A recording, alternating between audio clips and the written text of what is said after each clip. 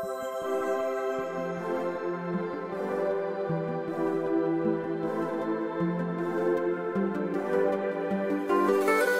вашей книге меня очень заинтересовал вопрос о том, как вы вступаете в связь с невидимым миром. Расскажите, как вам удается погрузиться в параллельный мир. Действительно, многим интересны мои способности. Могу сказать, что погрузиться в параллельный мир мне помогают люди, которых я называю Аан-Ачилар, открывающие двери передо мной. Перед тем, как пойти к больному, я погружаюсь в определенное состояние, призываю к себе моих помощников Аан-Ачилар. Они подсказывают мне найти среди родственников больного человека с какой-то внешностью, с каким-то ростом и дней. Указанный человек помогает мне в поисках заблудившейся души больного. Я описываю внешность этого человека родственникам больного и прошу привести его ко мне. Это может быть любой родственник, не обязательно экстрасенс. Да, конечно, абсолютно обычный человек, подходящий описанию. Я погружаю его с помощью приема вибрации в полусонное состояние. То есть он попадает в невидимый мир, становится моим помощником в поисках причины болезни больного. Его глазами я вижу все, что происходит в организме человека. Душа больного, находящегося в коме или без сознания, уходит в параллельный мир, блуждает, прячется где-то. Объясните, пожалуйста, как понять, что дух больного убежал, спрятался в невидимом мире. Там есть лес. В параллельном мире нет леса. Есть дом, комнаты, где очень темно. Иначе говоря, дом – это физическое тело человека. Внутри него множество комнат, целый лабиринт, комнаты – это организм человека. С помощью выбранного родственника пускаюсь в поиски заблудившейся души, стараюсь спасти, освободить ее от Абаи, от нечистой силы.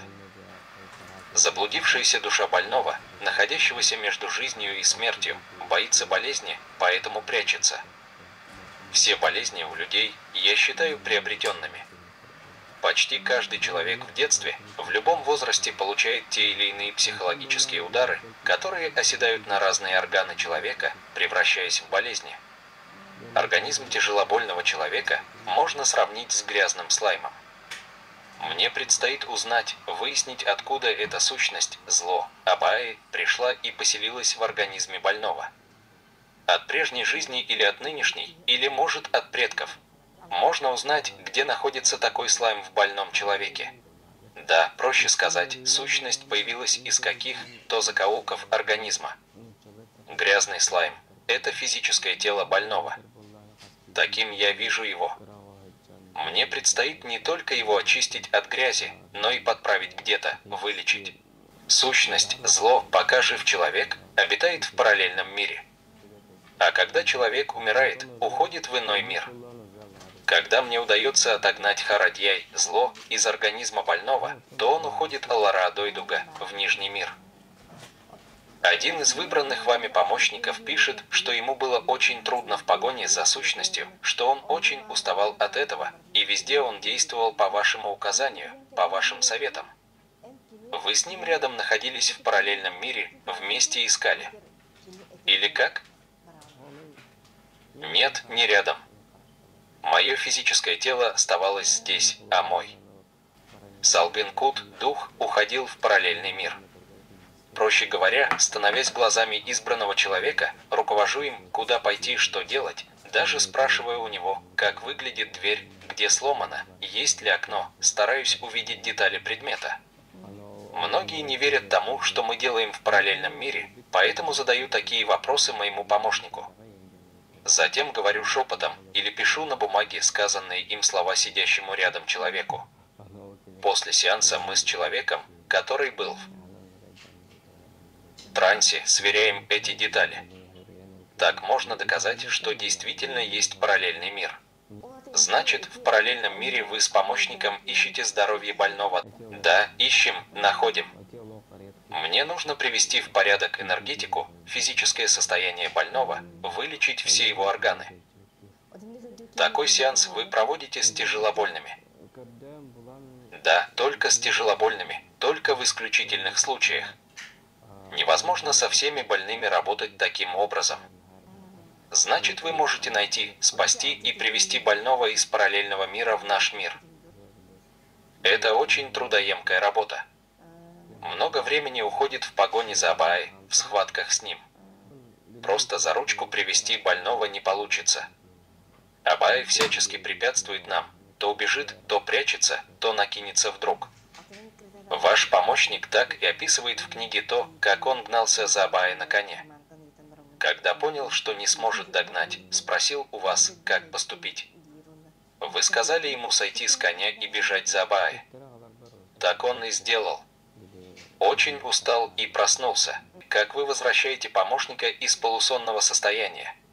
Из полусонного состояния я своим земным голосом зову помощника к себе, показываю дверь, через которую он должен выйти. А вы сами устаете, находясь в параллельном мире. Очень устаю, работа в параллельном мире забирает мою энергию, особенно много энергии уходит на борьбу со злыми духами. Скажите, какие они, Абаи в невидимом мире? Сегодня многие за Абаи принимают духов с длинными волосами в белых платьях. Я не считаю их злыми духами. Я называю их заблудшие души. Настоящие Абаи совсем другие. Они могут находиться в углу дома в виде тумана, дыма. Приобретают разные формы. Самое опасное в них то, что они могут обмануть любого человека, меняя свой облик, становясь то матерью, то отцом, то недавно умершим близким родственником больного. Я считаю, что у человека должна быть вера.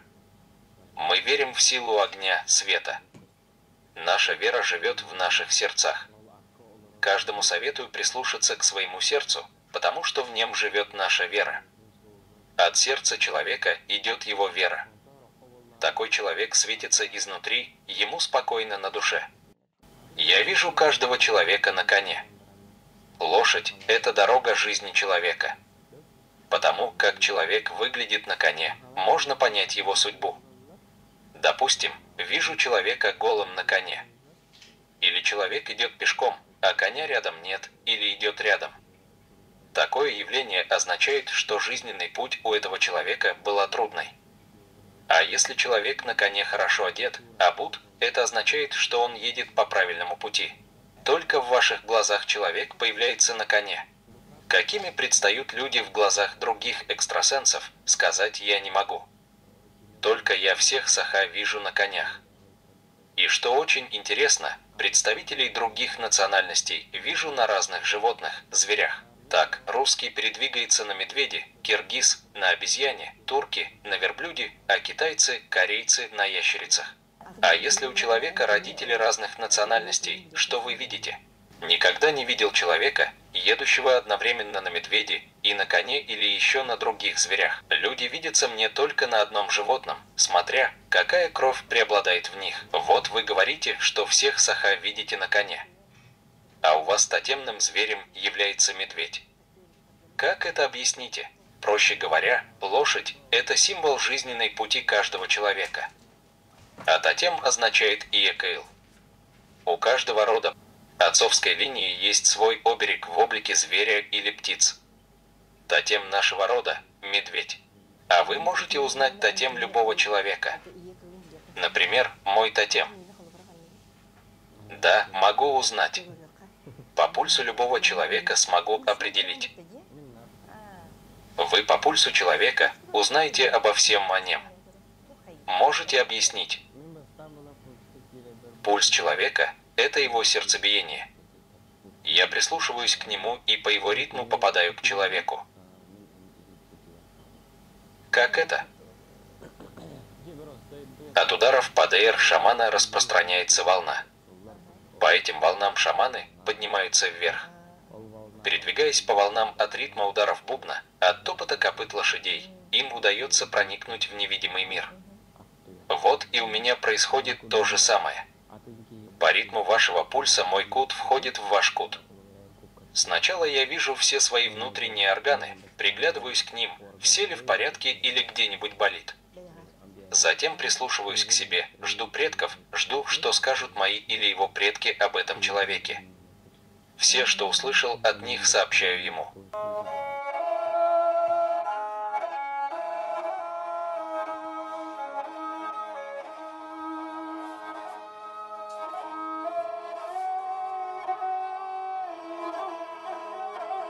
У всех таких, как вы, необычных людей, есть тотемы. Они всегда с вами или приходят только тогда, когда в них вы нуждаетесь. ЕКЛ тотем является для нас помощником, защитником. С ними мы работаем в невидимом мире. Слышала, что к вам за помощью обращаются не только соотечественники, но и из-за рубежа. И какие болезни вы лечите у людей, какие вам под силу? Больше всего у меня получается лечение больного на расстоянии. А такими методами излечения, как бахсарую, кровопускание, НН, пользуюсь не всегда. Лечу болезни сосудов. Ко мне обращаются люди разных национальностей, со всех уголков мира, из Китая, Японии, Армении, Америки, Англии, Турции, Таиланда, Индии. Я всех принимаю, помогаю всем. Вы применяете к больным методы лечения народа Саха? Да, иностранцы очень хорошо воспринимают наши методы лечения. Вы понимали, чувствовали, что ваш кут улетал и прилетал обратно к телу? Да, я знаю, что со мною происходит. Вернувшись домой, я пишу письмо зарубежному больному. Описываю обстановку их дома, советую какие-то вещи убрать, переставить мебель и т.д. Иностранцы очень удивляются тому, что я детально знаю, где что находится в их доме. Сколько сеансов необходимо для лечения одной болезни? Минимум 3 сеанса, потому что за один сеанс болезнь не уходит. С тяжелобольным провожу 7 и более сеансов. За один день могу лечить только одного больного. Максимум 2. И то, если это экстренный случай. Я слышала, как вы вылечили больного, от которого врачи отказались. Таких случаев было много. Помню одного парня, который потерял сознание в бане. Его увезли на скорой в больницу. Долго пролежал в коме. Состояние парня ухудшалось с каждым днем. Врачи сказали, что у него образовалась вода в легких, плюс ко всему заболел ковидом. Матери сказали, чтобы она готовилась к худшему. Расстроенная, потерявшая всякую надежду, мать обратилась ко мне за помощью. Сын для нее был единственным ребенком. Я успокоил ее, сказал, что у ее сына инсульт, а не ковид. Попросил сделать свежие фото сына, чтобы лечить его. Оказавшись возле парня, я увидел, что за ним пришли некие люди. Вижу, как они обступили молодого человека со всех сторон. Я им говорю, не слишком ли рано объявились за парнем? Те отвечают, что уже пора. Словом, долго упрашивал оставить парнишку в нашем мире. Кое-как договорился с ними. Те согласились, ушли. Позвонил матери, сказал, что с завтрашнего дня сын пойдет на поправку. Конечно, прежним он не будет, слишком долго находился в коме. На другой день парень действительно пошел на поправку. Врачи сказали, что парень родился второй раз. Его перевели из центра ковида в обычную больницу, маме разрешили ухаживать за сыном. Я попросил маму отправлять мне 3 дня подряд свежие фотографии сына. Все эти 3 дня усердно лечил его. Парень, наконец, очнулся. Конечно, ничего не помнил, ведь очень долго лежал в коме. Попросил маму не напрягать сына расспросами в первые дни. Через какое-то время его выписали из больницы. Скажите, бывал ли случай, когда вы спасли больного перед самой операцией? Таких случаев тоже много. Помню, как я вылечил свою родную бабушку от операции.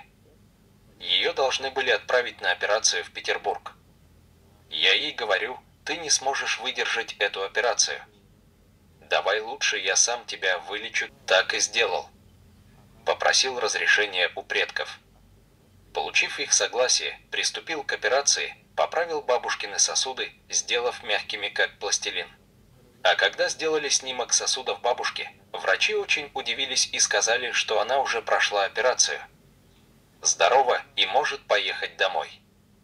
Я не думаю, что на расстоянии могу вылечить все болезни. Каждый человек знает свою силу, способность, возможность. Так, я могу лечить сосуды, сердце, нервы больного. А вот больные суставы. Вылечить не могу. У каждой болезни есть свои злые духи, с которыми способны бороться другие экстрасенсы. Мы, как обычные врачи, делимся по видам болезней. Все болезни не под силу одному экстрасенсу.